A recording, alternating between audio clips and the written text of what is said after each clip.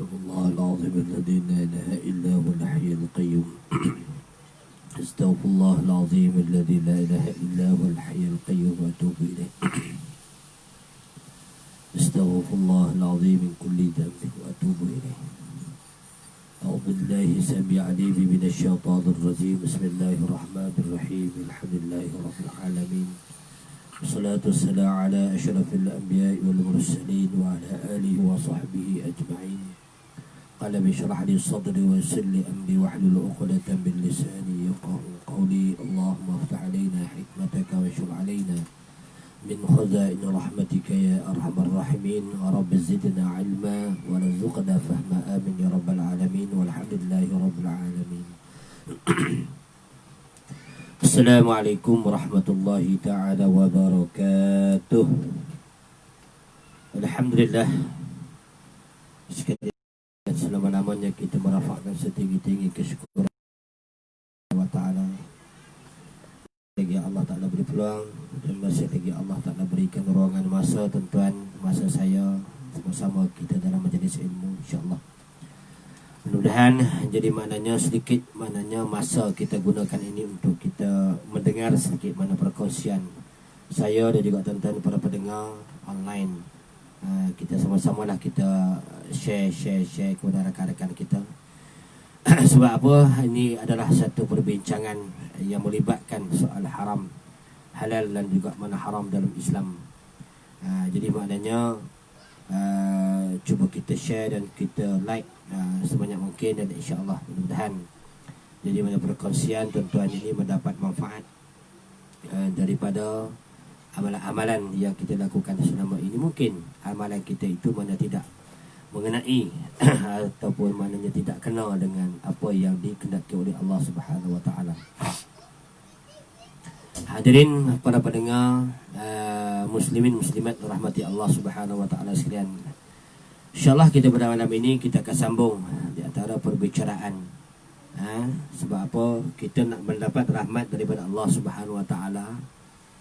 Jadi mana kita kena ada kelayakan orang yang layak mendapat rahmat daripada Allah Subhanahu Wa Taala. Sebab kata Allah Subhanahu Wa Taala di dalam surah Al-A'raf ayat 156, apa kata Allah? Wa rahmati wasi'at kulli syai'.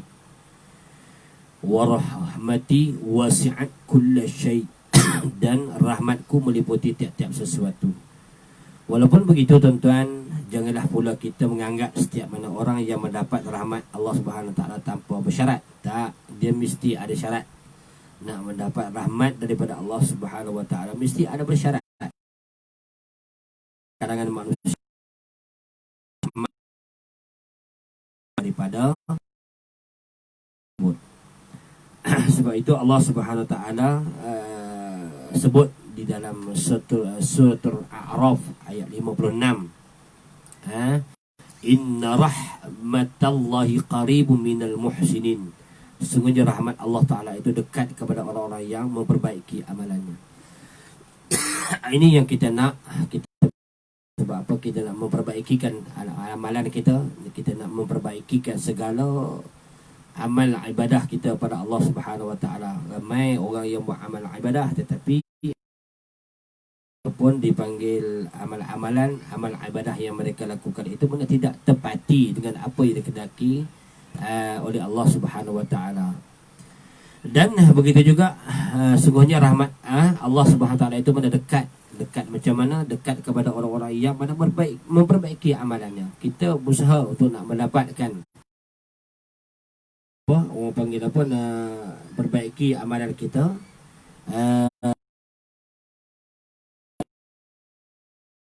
daripada Allah Subhanahu Wa Taala. Jadi mana kalau kita lihat pada ayat ini tuan-tuan, ayat ini mengandungi suatu prinsip bahawasanya orang-orang yang melakukan kebaikan, orang-orang yang melakukan dan berbakti kepada Allah, satu merupakan mana individu yang hampir dengan rahmatnya. Kita buat kebajikan dan buat apa lagi,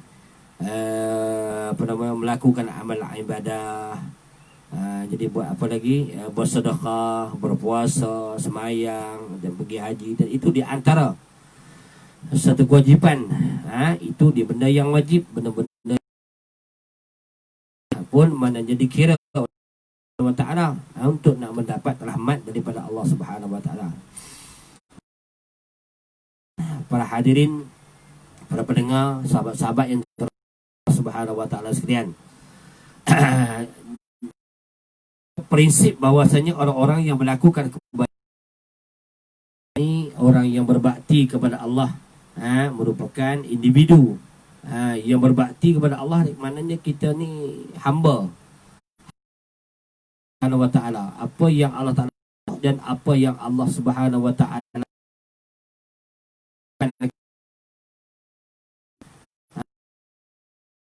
kita berusaha melakukan apa yang diperintahkan oleh Allah. Maka dengan ini, mereka inilah di antara dikategorikan orang yang pada rahmat Allah Subhanahu Wa Ta'ala. Tidak pula dia menyebut bahawasanya rahmat Allah Ta'ala itu mendekat dengan orang-orang yang melakukan kejahatan. Tak pernah kita orang panggil apa nama, kita ambil ayat atau benar hadis wasallam, kita dengar orang yang melakukan kejahatan daripada Allah Subhanahu Wa Ta'ala. Hadirin para pendengar yang dirahmati Allah Subhanahu Wa Ta'ala sekalian, insyaallah kita pada malam ini kita akan terus dalam kuliah kita.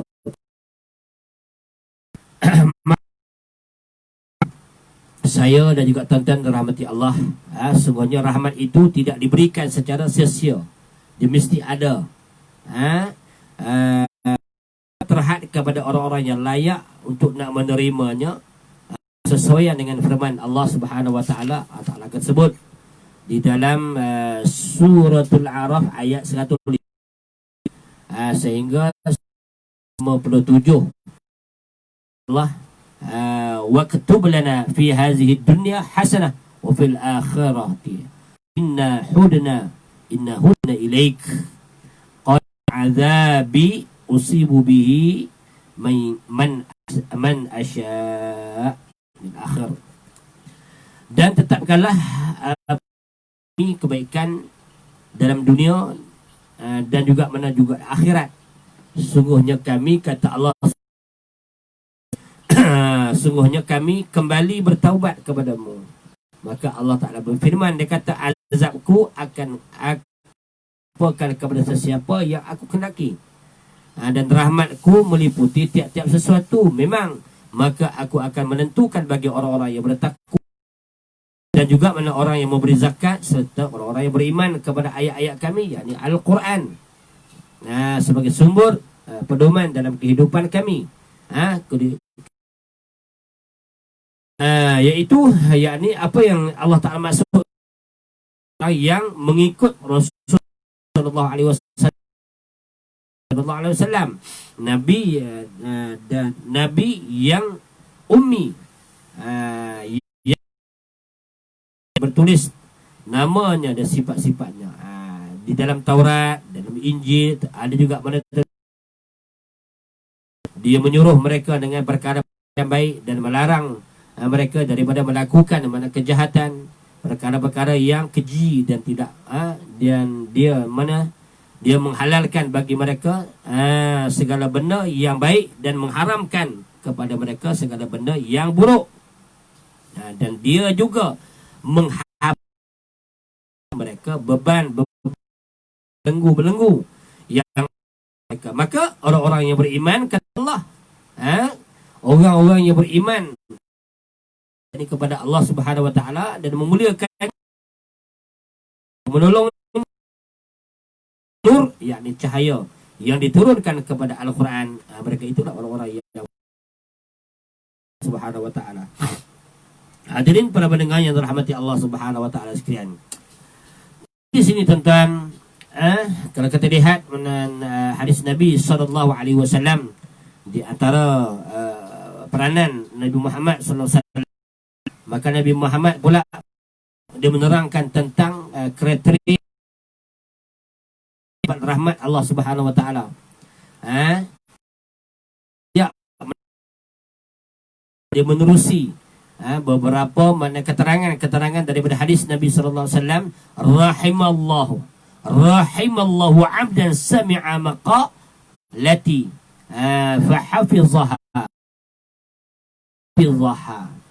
Kata Nabi sallallahu alaihi wasallam, dikata merahmati bagi hamba yang mendengar ataupun tutur kataku lalu terpelihara, yakni mematuhi apa yang diperintah dan juga menjauhi apa yang ditegah oleh Allah Subhanahu wa taala. Nabi tegah, jadi mana Allah Subhanahu wa taala.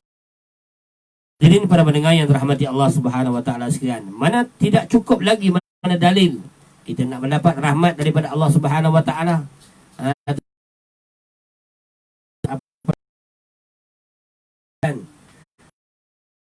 Halal dan juga haram dalam kehidupan kita.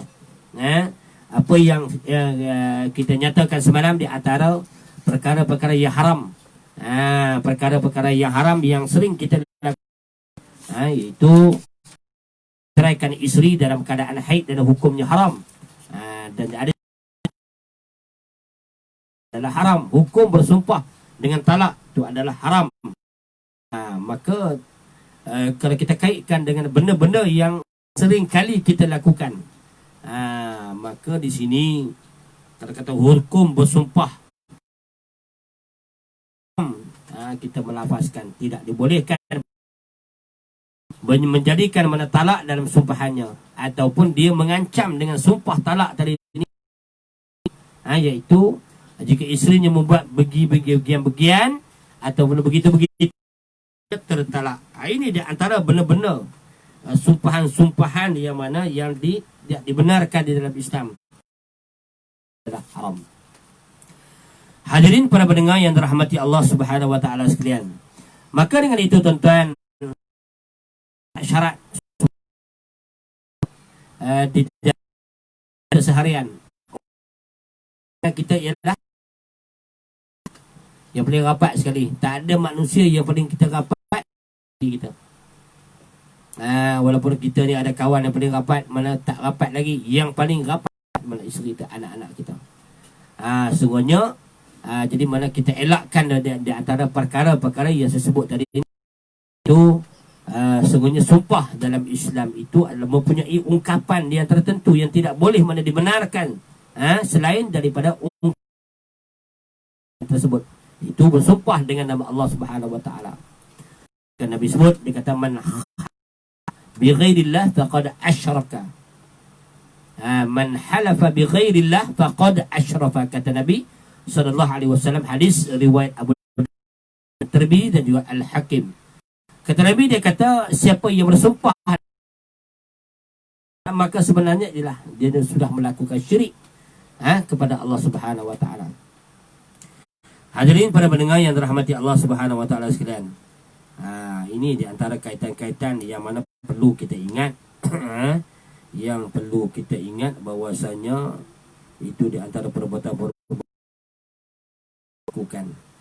Bila kita lakukan dalam keadaan tidak sedar tu, mungkin kita jahil tentang hukum hakam halal haram di dalam apa? Dalam keadaan semasa. Para pendengar yang dirahmati Allah Subhanahu wa taala sekalian, maka ada juga mana jelaskan dalam hadis-hadis lain. Allah sebut tadi ni, man rahimallahu 'an sami'a maqalat.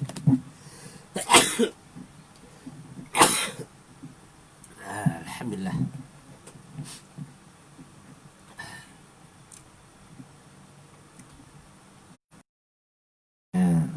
Allah Subhanahu wa taala merahmati bagi hamba dia. Allah merahmati bagi hamba-hamba yang mendengar, jadi mana tutur kata lalu terpelihara mematuhi apa, dipelihara mematuhi apa yang diperintah dan menjauhi apa yang ditegah. Dan hadis lain juga mana menceritakan, dia kata mungkin orang yang membawa pengajaran dan bukan daripada ahli dalam ilmu tersebut, mungkin juga ada pengajaran fiqh atau dapat menyampaikan Pengajarannya kepada orang-orang yang ahli tadi.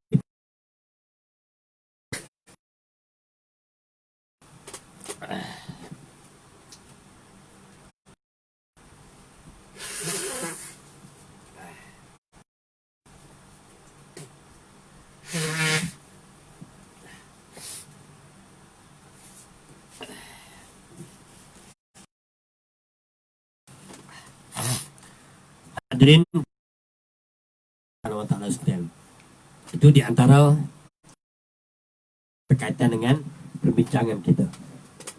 Itu dan seterusnya kita masuk pula dalam arti kata perbincangan di dalam muamalah dalam Islam ini, maknanya begitu banyak, maknanya kalau kita nak selesaikan masalah ni mana begitu banyak di antara persoalan-persoalan yang ditimbulkan. Kita masuk dalam bab yang seterusnya, iaitu yang ke-12. Dalam bab yang ke-12 iaitu tempahan. Dalam bab jual beli, contoh dia dalam misal dalam bab jual beli tadi, bab nikah, bab talak. Kita masuk dalam bab salam pula tuan-tuan. Tempahan ataupun dinamakan tempahan, dan juga mana akad istisna. Istisna. Dalam kalau kita dalam bulan Rejab ni, Rejab bila nak masuk Syaban, jadi mana kita dah kalau kita dekat nak raya ni, dekat nak puasa ni, dekat Ramadan ni, kedai baju mana kita banyaklah pergi tempah, maknanya akhir untuk nak pakai, bolehkah menjual barang yang belum ada. Apa yang saya cerita dalam minggu lepas ataupun 2-3-4 hari lepas mengenai benda yang kita akad, yang mana tidak ada di hadapan, tidak ada di hadapan, mana itu tidak dibolehkan. Jadi di sini ada satu lagi, itu dinamakan mana tempahan ataupun jual, dipanggil jual akad istisna.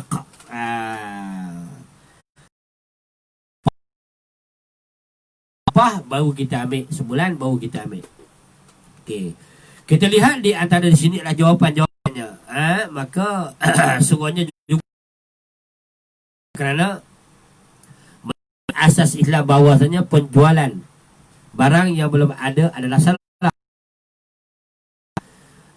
Ini sudah mana berasas kita dibahaskan sebelum ni. Habis macam mana dengan serbikian? Haramkah hukumnya? Maka di sini kita masuk dalam bab tempahan ataupun salam, dan juga maknanya akad itu dipanggil akad istisna. Akad istisna ni tak siap lagi. Barang bukan tak ada, tapi tak siap lagi. Dan tidak hukumnya. Okey, maka kita tahulah jawapannya. Apa dia? Itu tidak haram hukumnya kerana ada kes special. Ada kes special yang terkeluar daripada asas tersebut. Yang kita dah belajar tu, dia mengatakan haram, tak boleh. Benda yang tidak ada lagi, benda tidak boleh kita nak akad.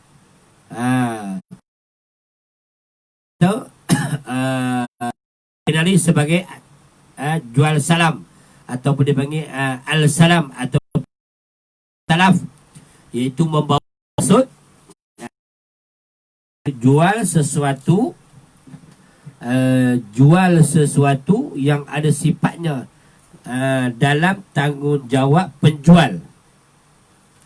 Jual sesuatu yang ada sifatnya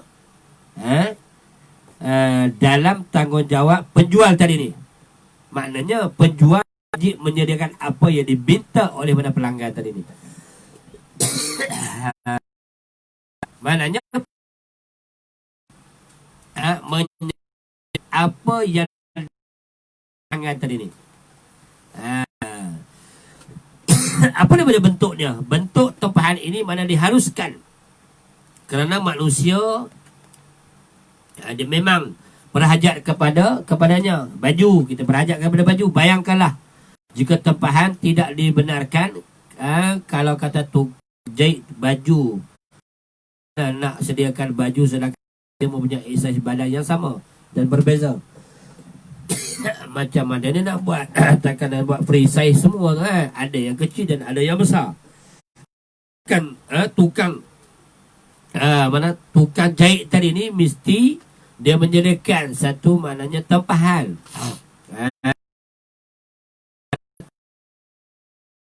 Ialah akad istisna daripada hukum yang asal. Tadi sama jugalah. Itu kalau bagaimana hendak kita nak menyediakan kuih yang banyak jika belum ada, tentu ada orang yang akan membelinya. Mesti ada orang nak tempah, kan? Inilah di antara diharuskan dalam Islam. Itu dipanggil keharusan. Tempahan tersebut sabit dalam sabda Nabi SAW. Ada nas dan ada bukti. Man aslafa fal yuslif fi kailin ma'lum wa waznin ma'lumin ila ajalin ma'lum. Kata Nabi SAW, dia kata siapa yang menempah, hendaklah dia menempah dalam sukatan yang diketahui. Apa dia? Timbangan yang diketahui dalam tempoh masa yang diketahui. Dan ada juga baju dan kain yang kita tak pilih kain. Bila kita tak pilih kain dan dia ada unsur-unsur mana kita nampaklah jelas hadis Nabi SAW, man aslafa fal yuslif fi kailin ma'lum wa ma'lum ila ajalin ma'lum. Semua maklum lah ke maklum. Yang timbang kena tahu juga. Sukatan pun kita kena ketahui juga. Lagi apa lagi? Tempoh masa pun kita kena ketahui juga. Dan berbagai lagi. Hadirin para pendengar yang dirahmati Allah Subhanahu Wa Taala sekalian. Maka di sini jelaslah mana sistem tempahan itu mana dibolehkan di dalam Islam. Kalau tidak teruklah tuan-tuan, nak tempah tak boleh kan. Dan begitu juga mana tempahan dari bukan sekat baju saja, tempahan daripada katalog-katalog yang kita tempah tu. Kita tempah barang ni bila datang tu maknanya kita tulis dalam WhatsApp dan mana apabila kita bank in duit lafaz ya. Tidak semestinya lafaz itu melalui apa? Melalui mana pertuturan. Jadi maknanya sekadar jadi kalau lafaz ijab dan qabul itu tidak semestinya lafaz itu daripada mulut ke mulut. Lafaz ijab qabul itu boleh juga melalui aku beli aku jual dah selesai masalah. Dah selesai. Dan kita nak kaitkan lagi mana masalah tuan-tuan. Kita nak kait lagi masalah-masalah yang timbulkan.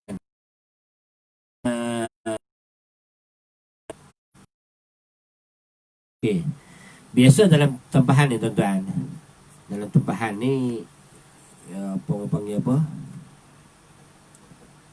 Biasanya kita membayar sebahagian duit daripada dahulu. Orang panggil apa? Duit pendahuluan. Cengkeram ni mana kita kalau kata harga tu RM100 tu. Ataupun ikutlah daripada tukang jahit tadi ni. Daripada tukang jahit tadi ni. Maka biasa tempahan ini mana dia membayar sebahagian duit dahulu daripada cengkeram. Yang kita nak panggil apa ya, persoalannya sekarang ialah adakah cengkeram itu dibolehkan dalam Islam? Duit pendahuluan itu mana dibolehkan dalam Islam? Semua orang boleh jawab. Jadi maknanya cengkeram itu adalah sebahagian duit daripada harga keseluruhan. Jika kita nak tempah baju, contoh dia harganya 150, contoh dia jika mungkin kita bayar tu RM50 dahulu, baki 100 tadi, mungkin kita mana mungkin ketika kita nak mana kita bayar, boleh ke tak? Mengikut konsep asal. Kena dengar semua ni. Mengikut konsep asal dalam tempahan duit ataupun modal, hendaklah diserahkan mana semasa asal dia. Mengikut konsep asal, dengar, dalam tempahan duit ataupun modal hendaklah diserahkan semasa membuat tempahan tersebut. Kalau lambat dibayar pun mungkin setakat 2 ataupun yang paling pendek sekali. Tak apalah, nak buat macam mana kan. Jika tidak dibayar, maka jual beli cara salam tidak sah. Bahkan dia termasuk di dalam muamalah yang ditegah oleh Nabi SAW. Yang menegah jual beli hutang dengan hutang. Ini pun satu juga. Dia menanggung lagi hutang dengan hutang pula. Kita dah, masa kita nak ambil tu, kita maka kita minta tangguh lagi, maka jual beli cara salam tadi mana tidak sah. Bahkan dia termasuk dalam muamalah yang ditegah oleh Nabi SAW. Yang mana dia menegah jual beli hutang dengan hutang. Dah lah kita hutang tadi ni, lepas tu kita hutang lagi. Maksudnya bayar hutang dan barang yang ditempah pun hutang. Jika sepatutnya dalam kalau kita contoh tadi ni, baju 150 dibayar bukan mana 50, kita hutang lagi, maka pada ketika itu maknanya tidak sah. Tidak sah, cara tidak sah pada pendengar. Ini antara benda-benda mengingatkan diri kita dan juga maknanya orang-orang lain. Mudah-mudahan jadi mana-mana mungkin berlaku, mungkin jadi maknanya persetujuan daripada kalau kata dia dipersetujui oleh oleh si penjual tadi ni, orang yang buat baju tadi ni.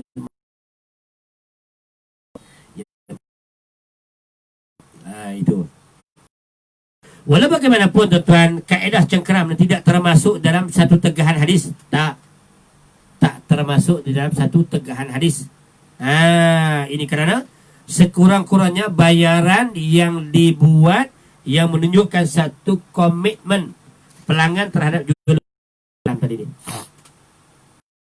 Walaupun kita tak tahu jual salam tu apa benda. Inilah jual salam, benda yang kita, tapi oleh kerana dalil ataupun kita tempah itu, tempah pula, orang panggil apa, tempah, kita mesti nak bila jadi makna semua kita nak kena tahu.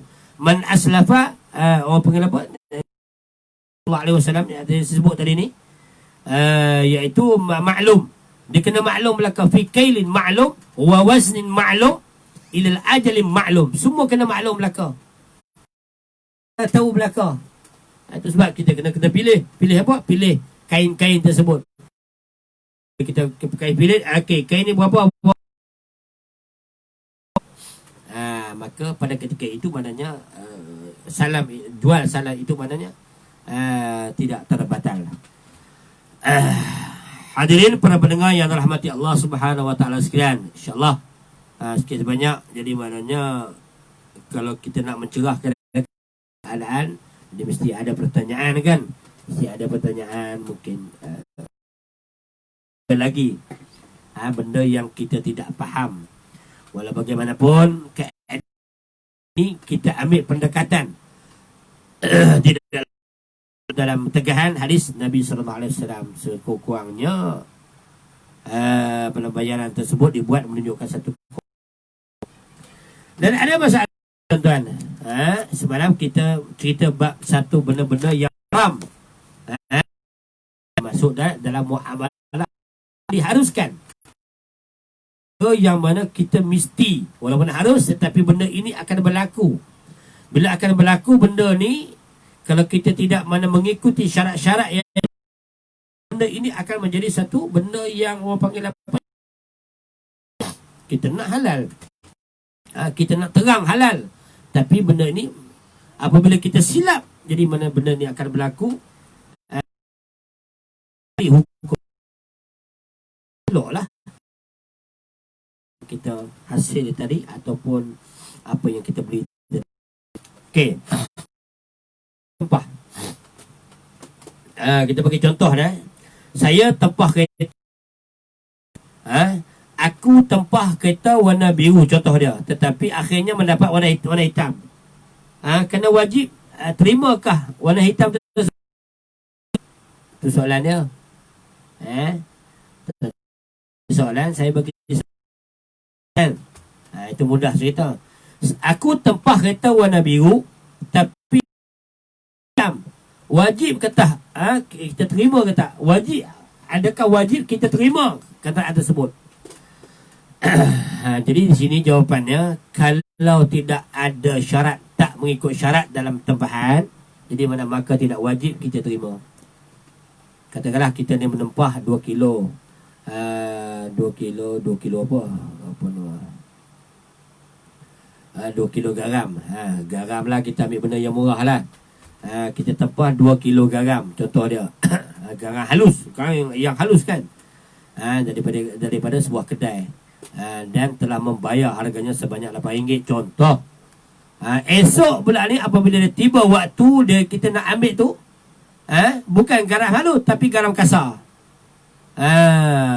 Datangnya garam kasar. Tadi cerita bab kereta juga Proton Saga contoh dia, warna biru tapi yang datang warna hitam. Kereta juga dia bagi alasan kata, ini pun kereta jugalah, takkan you tak nak. Kita ada hak sebenarnya dalam soal tempahan tersebut, mana kita ada hak, kita boleh cancelkan. Kita tidak wajib, maknanya tidak wajib kita mengambil. Maknanya di sini ialah mana kita tidak mungkir lah, tidak mungkir janji, tidak dinamakan mungkir janji, maknanya tak berdosa lah. Sebab apa? Dia datang dengan kereta hitam kan. Tuan-tuan, para hadirin, para pendengar yang dirahmati Allah Subhanahu Wa Taala sekalian, kan? Okey, saya bagi misal tadi apa dia tadi? Allahu Akbar, Allahumma salli ala sayyidina Muhammad, Allahumma salli. Garam halus. Yang datangnya garam kasar.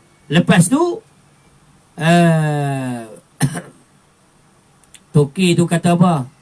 Dia kata samalah, garam tadi pun garam halus, garam kasar samalah.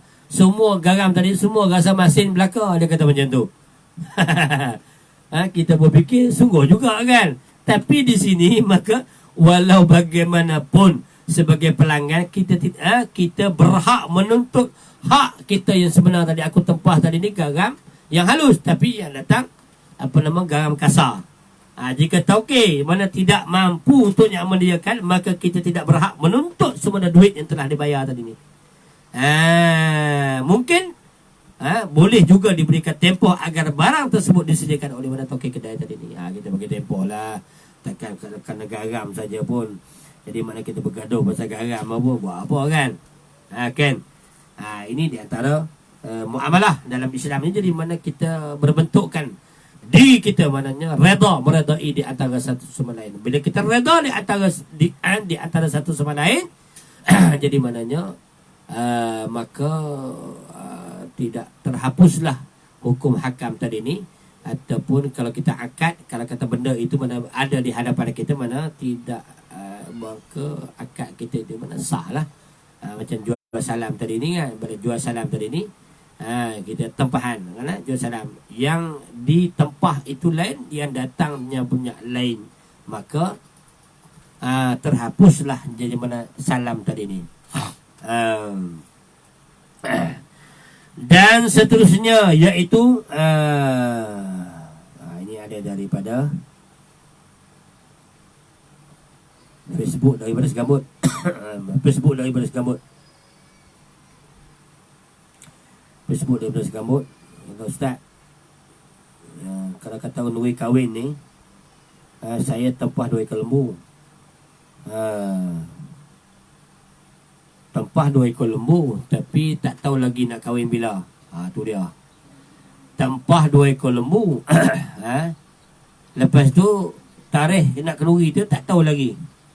Lalu saya katakan bahawa apabila saya nak buat kenduri, lembu mesti ready. Macam mana ni? Dia berjanji macam mana? Kenduri pun tak tahu, tapi kau kena ready.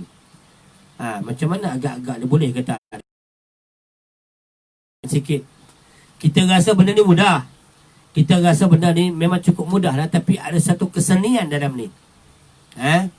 Okey, kau standby lah. Tapi kenduri aku tak tahu lagi. Ini kita nak letakkan maknanya keadilan dalam Islam.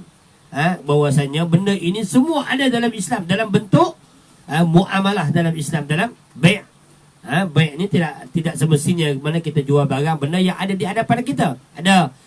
Inilah yang kita belajar ni, jual salam orang panggil benda yang tidak ada di hadapan kita. Ataupun dipanggil jual dengan secara tempah, kita beli tempah dengan secara tempahan benda yang tak ada lagi, tapi kita tempah. Dalam masalah tadi ni, kalau macam tu susahlah kan. Kalau dia memang kalau kata dia ni memang tokil lembu, ataupun mungkin tidak, tak jadi masalah. Tapi apabila tidak ada tarikh yang pasti, kalau kata tidak ada tarikh yang pasti, susah juga ni untuk kita nak menyalahi sunnah. Ini sudah menyalahi sunnah Nabi SAW, yang membenarkan salam tadi ni, tempah tadi ni. Tadi cerita bab apa? Kita cerita bab kereta. Tadi kita cerita bab apa tadi ni? Bab garam. Ini kita cerita bab apa? Bab lembu pula ni. Ni nak korban ni, kita tempah. Salam. Kita tak tahu apa benda pun, kita tempah, siap dah. Kita beli harga kata sekor lembu kata 6,000, kita tempah, siap dah. Tapi aku tak tahu nak buat kenduri bila lagi. Maka sudah menyalahi sunnah Nabi sallallahu alaihi wasallam. Antaranya adalah mesti ada tempoh masa. Itu syarat yang utama sekali. Sebagaimana kata Nabi sallallahu alaihi wasallam, dia kata ila ajalim ma'lum. Ila ajalim ma'lum. Dalam tempoh masa yang diketahui. Hadis riwayat Bukhari. Kita kena ni lah. Dalam keadaan tersebut ni, kita sudah melakukan kesalahan. Jadi mana kita tak rasa pun, sebab kita tidak tentukan tarikh tersebut. Itu dalam bab korban kan. Okey, habis. Dan soalan seterusnya ialah, kita lihat mana soalan lagi yang dinyatakan. Ustaz, dalam bab korban lah. Ni bab korban sikit, bukan bab korban, bab lembu tadi juga. Kata saya, bila aku tempah tadi ni, aku tak nak lembu, tapi aku nak daging dia. Pula macam-macam hal ni kan. Kalau kita mana banyak kita merobekkan ilmu-ilmu ni, jadi mana banyak hal. Maka itulah di antara pengalaman kita. Bila kita dapat ilmu, jadi mana kita tidak ada lagi percanggahan. Boleh ke tak boleh ni, boleh ke tak boleh ni, mana kita tidak yakin kadang-kadang. Okey, aku tempah, aku tak nak lembu, aku nak dagingnya. Sekolah contoh dia. Ada sahabat tak boleh. Ada orang kata tak boleh. Betul ke tidak? Apa dalilnya kata tak boleh tu? Mungkin tidak boleh jika berdasarkan fahaman mazhab Hanafi. Maklumlah, bukan senang untuk kita nak mendapatkan sifat daging tadi ni. Bukan senang untuk kita nak mendapatkan sifat daging tadi. Walau bagaimanapun, dia berdasarkan fahaman mazhab Syafi'i, hukumnya adalah sah. Tidak ada masalah. Dan memang menjadi amalan untuk kita menempah daging saja. Boleh, tidak ada masalah. Yang penting tahu kadar berapa kati ataupun berapa kilo, berapa tan ataupun berapa kilo. Daging pula, kalau kata kadar daging pula, daging sebahagian paha saja atau bercampur dengan lemak tadi. Jika benda-benda itu mana jelas, hukumnya adalah sah. tak ada masalah lah. Nah, itu di antara benda cerita bab lembu tadi ni. Kadang-kadang ialah unsur penipuan ini, maknanya banyak penipu ni. Kadang-kadang lah kita beli lembu kan, kita bagi tanda siap dah, kita tempah yang ni dah, aku tanda dengan ni sekian-sekian, aku sudah tanda dah. Yang datang besok ni tengok lain. Yang aku bagi itu mana gemuk sikit, yang bila datang saja tengok kurus. Yang ni dia kata tak apa, itu abuan kau lah, kau tipu lah. Tak ada salah, kita ni syarat. Kita dah ni lah. Kita ni kalau dah cacat dia tak boleh lah. Sebab kita nak korban, nak cacat tak boleh lah. Kan? Dan seterusnya soalan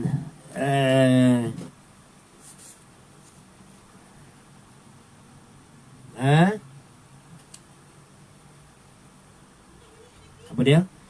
Ustaz, kalau kita beli rumah, tak kira rumah apa sekalipun, rumah flat ke, rumah teres ke, jarang sangat ada yang sudah siap. Ini pun tempah jugalah ni. Dalam bab tempahan jugalah.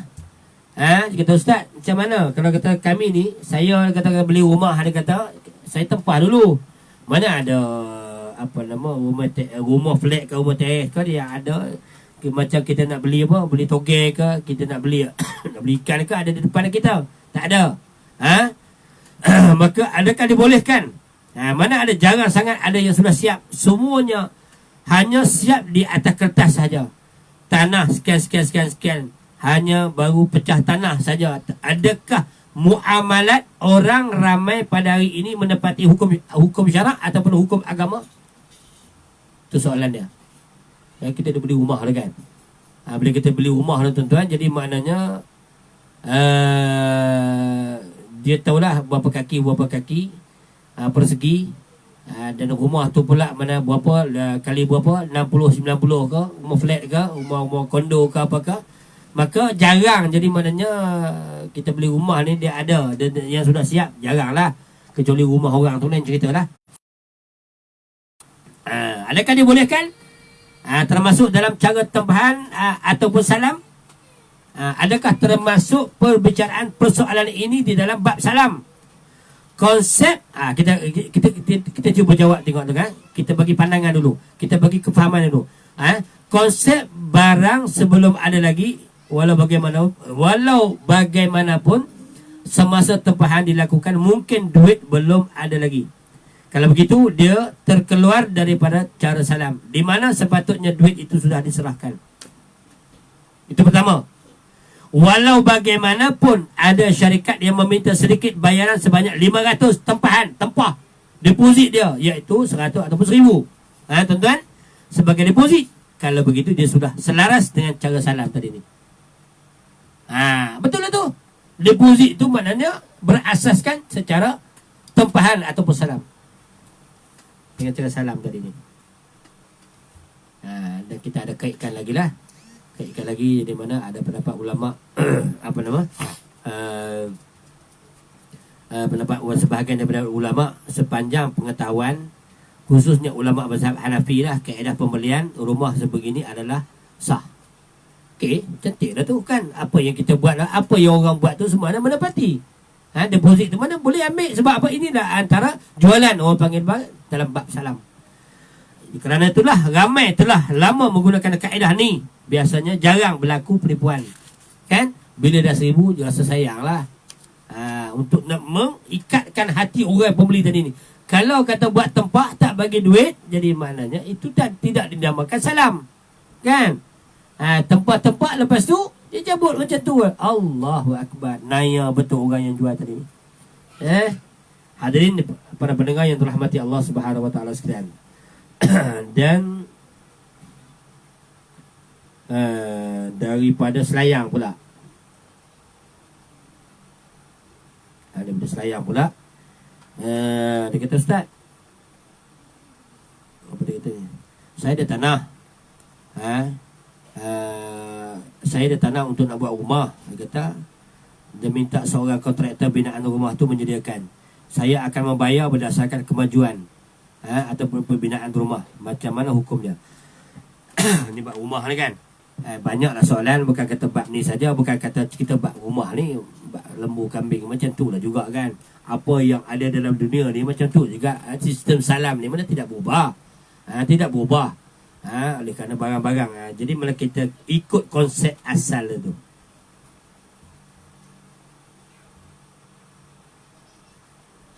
Dan kita ikut konsep asal dia.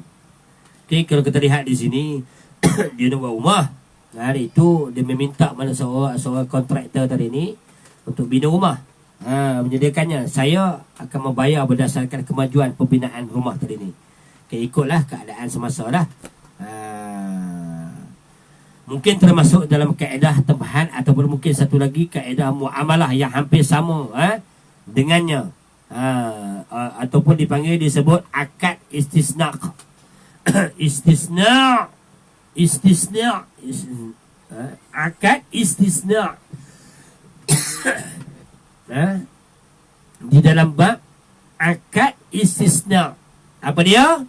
Dalam kaedah akad istisna ini ialah segala peralatan ataupun simen, batu-batu ke, tak kira lah, kayu-kayu ke, mesti besi ke, disediakan oleh mana kontraktor tadi ni.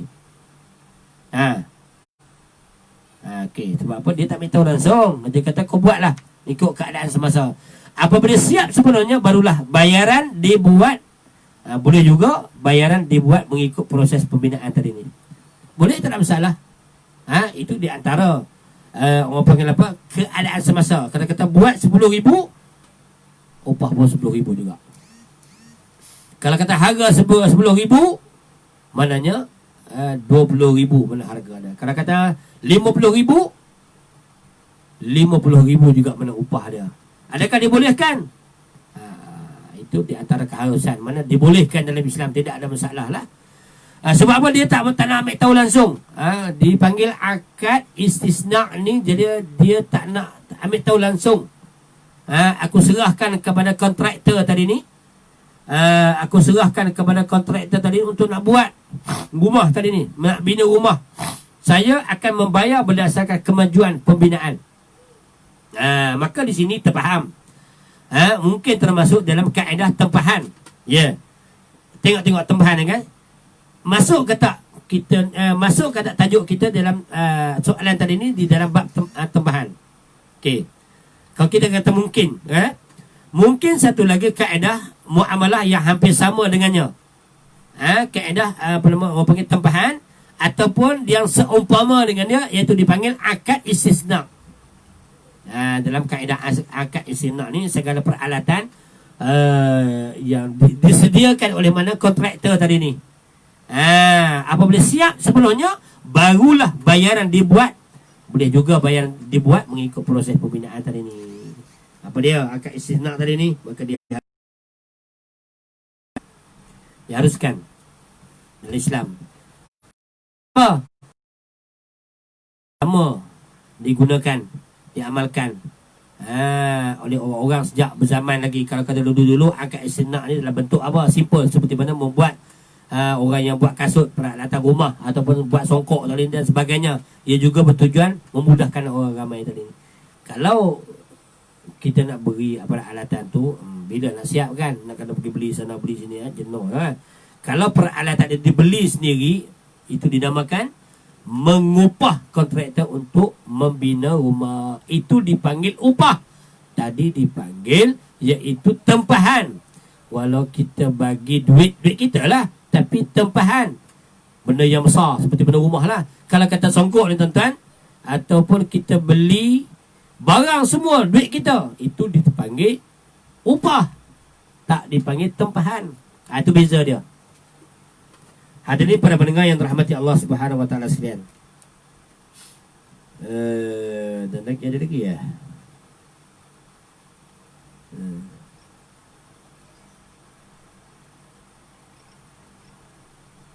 Tak ada soalan. Okey, bes. Dan kita lihat malam soalan yang terakhir sekali untuk kita berhenti. Okey. Kita tengok dalam kitab soalan dia. Kita lihat kerana zaman orang panggil apa, zaman canggih, zaman cyber lah. Zaman canggih ni biasa kalau kata tempahan secara online, boleh ke tak? Itu saya nak masukkan tadi ni. Saya tak cerita pun online itu dah di antara tempahan sebenarnya. Okey, orang panggil apa, zaman cyber, internet dan berbagai lagi, itu dinamakan tempahan secara online. Duit dibayar melalui akaun atau dan juga mana barang akan dihantar selepas daripada itu. Kan?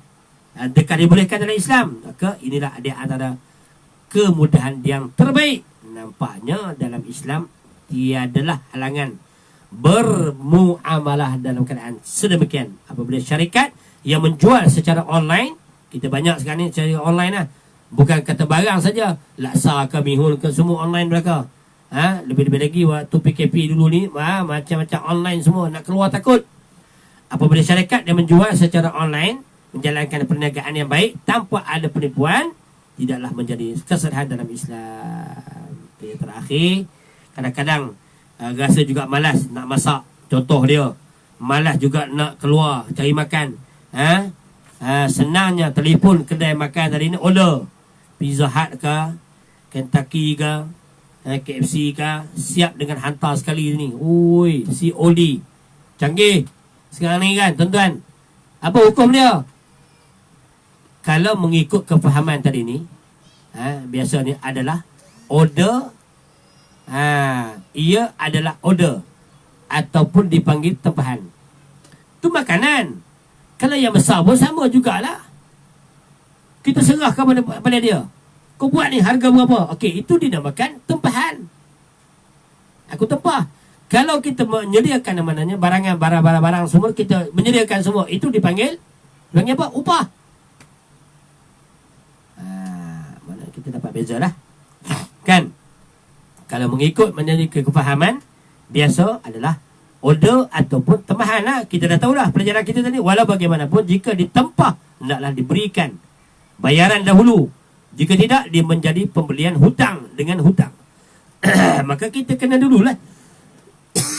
Kita kena bayar dulu. Jangan jadi hutang pula.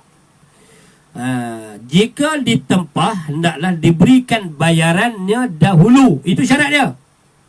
Jika tidak, dia menjadi pembelian hutang dengan hutang, di mana ia ditegah dalam Islam. Takutnya terbatal dalam sistem tempahan tadi ni. Kerana itulah masyarakat tanpa apa-apa mudarat dan juga mana penipuan. Kalau kata tidak ada penipuan, kalau tak mudarat, maka nampaknya tidaklah menjadi masalah kesalahan. Apabila makanan sampai saja, maka bayarlah duit dengan lafaz aku membeli dan aku jual. Tak ada masalah lah. Oleh kerana dia ni memang dah percaya dah. Sekarang ni macam-macam. Sampai sini baru bayar. Ada untuk nak menarik perhatian. Mana orang yang membeli tadi ni, dia buat cara macam-macam. Kan? Macam saya beli satu barang semalam ni. Sampai rumah baru bayar. Okey, aku beli. Dah settle masalah. Tadi kalau kata syarat tadi ni, kena bayar dulu. Jadi maknanya tempah dulu. Dan kalau kita bayar, kita akad dalam tu, jadi mana selesai masalah. Jadi kalau kata hutang, maka terbatallah sistem tempahan tadi ni. Hadirin para pendengar yang dirahmati Allah SWT. Begitu juga mana barang-barang yang lain lah. Bukan setakat itu saja kan. Barang-barang yang lain pun sama jugalah. Kalau ikut soalan-soalan ni banyak lagi kan. Kalau ikut soalan ni banyak. Jadi mana insyaAllah kita berhenti kat sini dulu lah. Kita akan masuk lah, iaitu sewa. Dalam bab yang bab yang ke-13, iaitu sewa. Tuan-tuan, sewa apa dia? Sewa ustaz datang ceramah di masjid. Itu dikatakan sewa ke tu? Hello ustaz, datang ceramah masjid saya, boleh tak saya tempah? Saya ada order ke tempah ke, tak kira, booking siap. Supaya ustaz pergi datang masjid saya untuk ceramah. Adakah ini dikatakan, dikategorikan sewa? Kalau jahat cakap lah, dia kata ustaz pun kena sewa juga. Bila sewa ni tuan-tuan, Kenapa? Kena bayar. Ustaz dia tak. Ustaz dia tak minta, tapi kita kena bayar. Sebab itulah kata Nabi SAW dalam sebuah hadis Nabi. Hadis apa? Hadis riwayat Bukhari. Hadis riwayat Bukhari, kata Nabi, dia kata inna ahaqqa ma akhaztum alaihi ajran kitabullah. Sungguhnya berhak perkara yang kamu ambil atasnya upah ialah Al-Quran. Maka kita boleh ambil lah upah dia, tak ada masalah. Itu dipanggil sewa atas kerja. Itu dipanggil sewa atas kerja. Macam kita lah, tak tolong, lepas tu upah dia. Itu dah dipanggil sewa atas kerja. InsyaAllah kita akan sambung dari segi kuliah besok ni, malam besok ni insyaAllah. Jadi mana kita akan sambung dalam bab sewa pula. Dan sebanyak akan memberikan sikit perkongsian yang boleh seharian kita. Sebab sikitlah kita tahu, bukan mengaji dekat saya saja. Jadi mana tuan-tuan boleh mengaji mana-mana, tanya lagi. Kalau rasa confused lagi, jadi mana kita banyak lagi kita mengaji, mudah-mudahan insyaAllah kita mendapat jalan penyelesaian kita dalam bab muamalah ni tuan-tuan.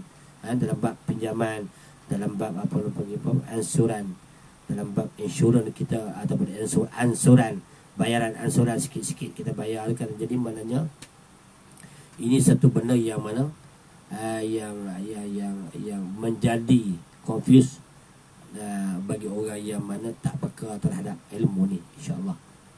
Wallahu subhanahu wa ta'ala a'lam. Aqulu qouli hadza wa sallallahu wa lakum. Assalamualaikum warahmatullahi wabarakatuh. Bismillahirrahmanirrahim. Alhamdulillahirabbil alamin. Allahumma subhana Nabi sallallahu alaihi wasallam awalan wa akhiran wa zahiran wa batinan, qawlan wa fi'lan wa ibadatan wa amalan salihan. Rabbana atina fid dunya hasanah wa fil akhirati hasanah wa qina adzaban nar. Ya ayyatuhan nafsul mutmainnah, irji'i ila rabbika radiyatan mardiyah, fadkhuli fi ibadi wa dkhuli jannati. Wa sallallahu ala sayyidina Muhammad wa ala alihi wa sahbihi ajma'in. Alhamdulillahi rabbil alamin. Taqabbalallahu minkum. Takbir.